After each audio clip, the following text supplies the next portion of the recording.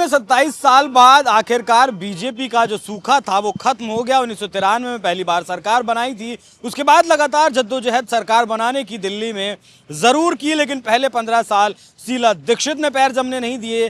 फिर उसके बाद 3 चुनावों में अरविंद केजरीवाल ने पैर जमने नहीं दिए, लेकिन 2025 में वो करिश्मा हुआ जो अब तक नहीं हुआ था। 27 साल से बीजेपी फिलहाल 14 सीटों पर जीत दर्ज कर चुकी है और बाकी सीटों पर आगे चल रही। कुल मिलाकर 48 सीटें बीजेपी के खाते में फिलहाल तक जाती हुई दिखाई दे रही है। वहीं आम आदमी पार्टी 22 सीटों तक सिमटती हुई दिख रही है। कांग्रेस पार्टी एक बार फिर तीसरे चुनाव में शून्य पर सिमट गई है। लेकिन इस चुनाव के नतीजों के बाद नुपुर शर्मा एक बार फिर से सामने आई है। नुपुर शर्मा एक बार फिर से बाहर आई है। हालांकि जिस वक्त बीजेपी की तरफ से टिकट बंटवारा किया जा रहा था उस वक्त नुपुर शर्मा का चुनावी मैदान में उतरने की बात लगातार कही जा रही थी, लेकिन वैसा फैसला बीजेपी की तरफ से नहीं किया गया। लेकिन अब नुपुर शर्मा अपने ट्विटर हैंडल पर आए। उन्होंने शाही लगी हुई अपनी उंगली का एक फोटो पोस्ट किया और फोटो पोस्ट करते हुए लिखा, आप सभी लोगों को कुछ समय के लिए मूर्ख बना सकते हैं,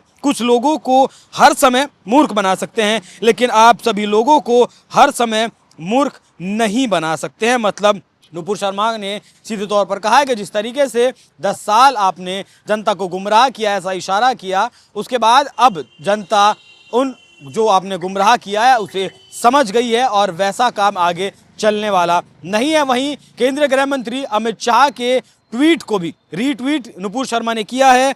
गृह मंत्री अमित शाह ने लिखा था, दिल्ली के दिल में मोदी। दिल्ली की जनता ने झूठ, धोखे और भ्रष्टाचार के शीश महल को नेस्तनाबूद कर दिल्ली को आपदा मुक्त करने का काम किया। दिल्ली ने वादा खिलाफी करने वालों को ऐसा सबक सिखाया जो देश भर में जनता के साथ झूठे वादे करने वालों के लिए मिसाल बनेगा। यह दिल्ली के विकास और विश्वास के नए युग का प्रारंभ है। तो नुपुर शर्मा के नाम की एक बार फिर से चर्चा हुई है। प्रधानमंत्री मोदी ने भी दिल्ली के चुनाव के लिए दिल्ली की जनता को बधाई दी है, लेकिन नुपुर शर्मा का नाम एक बार फिर से दिल्ली की राजनीति में गरमा रहा है। हालांकि जिस तरीके से कहा जा रहा था कि टिकट अगर नुपुर शर्मा को दिया जाए, नुपुर शर्मा जीत जाए, तो नुपुर शर्मा बीजेपी की दिल्ली में महिला मुख्यमंत्री के तौर पर चेहरा बन सकती हैं, लेकिन नुपुर शर्मा को टिकट नहीं दिया गया। उसके बाद इन अटकलों पर विराम लग गया, लेकिन अब लोग फिर से ऐसे सवाल जवाब कर रहे हैं। लेकिन मैं आपको बता दूं कि ऐसा होना अब असंभव है। दिल्ली की राजनीति में